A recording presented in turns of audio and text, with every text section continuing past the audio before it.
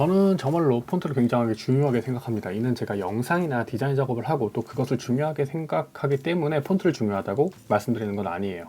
디자인이나 영상 작업하기 이전부터 저는 폰트 활자를 굉장히 중요하게 생각을 했습니다. 때문에 저는 더 좋은 폰트를 찾고 유료로 결제를 해서 폰트를 사용하고 있어요. 그런데 제 친구는 이렇게 이야기를 합니다. 그거 디자이너나 그렇게 하는 거지 일반 직장인들은 뭐 폰트가 중요한 것이 아니지 않나? 라고 말이죠. 그런데 정말 그럴까요? 직장인에게 문서 작업을 할 때 폰트는 문서 전체 분위기를 좌우하기도 하고요. 그리고 작성을 하고 있는 문서를 받는 사람에게 보다 긍정적인 이미지를 주고요. 또 문서의 내용을 보다 잘 읽히도록 합니다.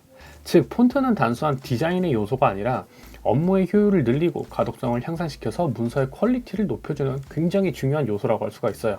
오늘은 직장인이 문서 작업을 할 때 사용하면 좋은 폰트 몇 가지를 소개해 드리려고 합니다. 참고로 무료와 유료 나눠서 소개를 드릴 예정이에요. 먼저 유료 폰트입니다. 약간 경제적으로 여유가 있고 폰트를 조금 더 고급지고 다양하게 사용하고 싶다면 유료 폰트를 결제해서 사용해 보시는 걸 추천을 드립니다.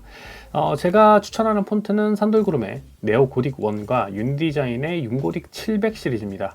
이 두 폰트는 모두 활자의 가독성을 고려한 정말로 깔끔하고 정갈한 폰트고요. 개인적으로는 윤고딕 700 시리즈를 더 추천을 드립니다만 라이선스의 범용성과 가성비가 산돌이 더 높아서 저는 산돌을 결제해서 사용을 하고 있습니다. 하지만 문서 작성용 폰트라고 한다면 유료 무료를 통틀어서 윤고딕만한 폰트는 없다고 생각을 해요.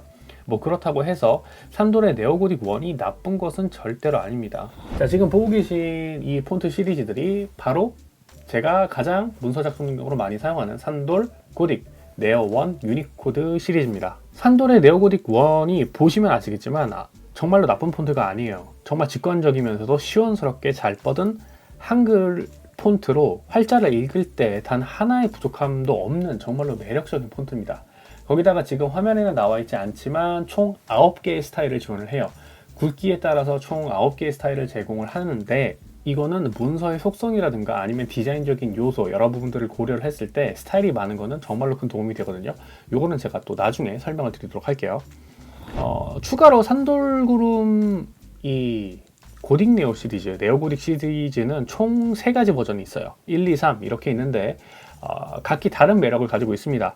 1번이 조금 더 정직하고 깔끔한 느낌을 주는 폰트라고 한다면 이제 3번 폰트의 경우에는 조금 더 귀엽고 캐주얼한 매력이 있는 그런 폰트예요. 여기 조금 더 확장을 한다면 뭐 라운드 처리가 된 라운드 폰트도 있는데 이렇게 좀 아예 스타일의 변화가 있는 이런 류의 폰트는 제가 일단 빼고 1, 2, 3 전통적으로는 요 3가지 시리즈가 있다. 이렇게 말씀을 드릴 수가 있을 것 같습니다.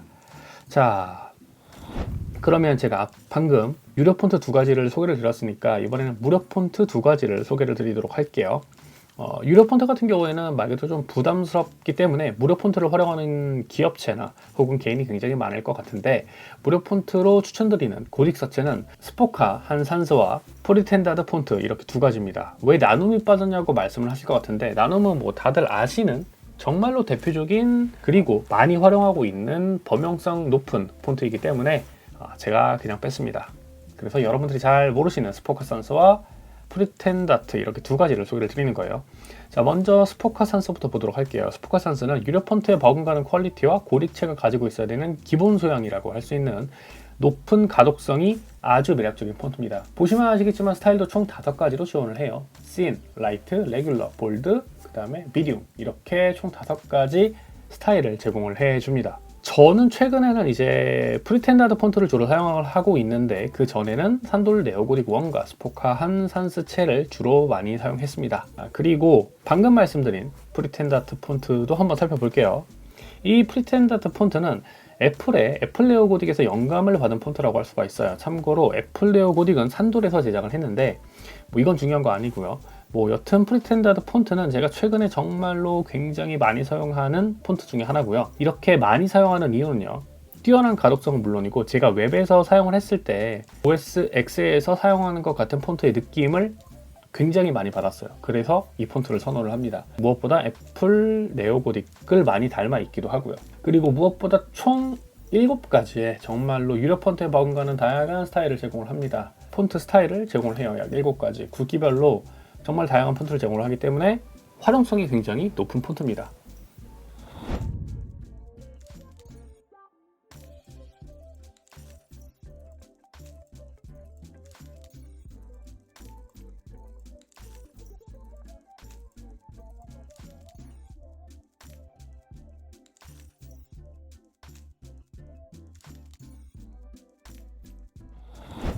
자, 그럼 여기까지가 제가 추천드리는 유료 폰트 2개, 무료 폰트 2개였는데 여기서 끝내면 좀 아쉬우니까 제가 어떤 기준으로 고딩용 폰트를 선택을 하고 사용을 하는지 짧게 말씀을 드릴게요. 우선 고딩용 폰트는 최소 3가지 이상의 스타일을 가지고 있어야 해요. 여기서 말하는 스타일은 그냥 폰트의 굵기라고 생각을 하시면 돼요. 뭐 레귤러, 씬, 세미 볼드, 볼드 이런 스타일. 앞서 보신 화면에서 나왔던 굵기에 따른 폰트 스타일이 이 스타일입니다.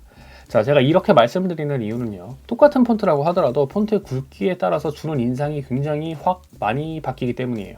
예를 들어서 문서의 타이틀이나 소제목 같은 경우에 씬 스타일의 폰트, 그러니까 얇은 류의 폰트는 굉장히 좀 없어 보이고 빈약해 보이는데 굵은 폰트로 했을 경우에는 강조와 집중이 되는 효과가 있습니다. 그렇게 해서 활자의 포지션이나 용도에 맞게 폰트의 스타일을 변경을 해야 하기 때문에 방금 말씀드린 것처럼 폰트의 스타일은 굵기는 다양하면 할수록 좋습니다.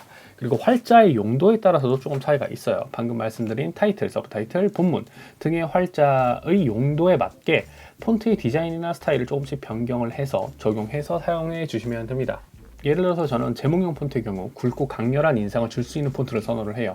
나눔 스퀘어나 네오고딕 1이나 스타일이 제일 굵은 폰트들을 사용합니다. 그게 어떤 폰트가 되었던 간에요. 반대로 본문형 폰트의 경우에는 활자가 조금 작더라도 인쇄를 했을 때 혹은 화면에서 봤을 때 또렷하게 볼 수 있는 스포카 한산스 또는 프리텐다트 폰트를 선택을 하고요. 이 스타일 같은 경우에는 너무 얇으면 또 안 보이기 때문에 레귤러나 미디움 요 수준에서 사용을 합니다.